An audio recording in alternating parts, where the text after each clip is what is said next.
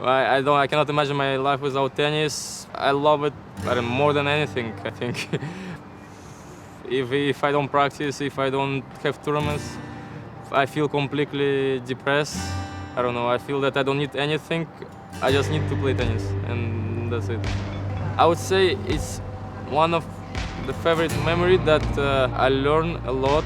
That match that I played was, I don't know, was something that normally doesn't happen. It was perfect match, but it was not real. So in the end, when they bring me back to reality, okay, now you're in reality, so show us if you can have this real level. And that was, I think, the best memory. I mean, like a lesson that how much I need to work more and more.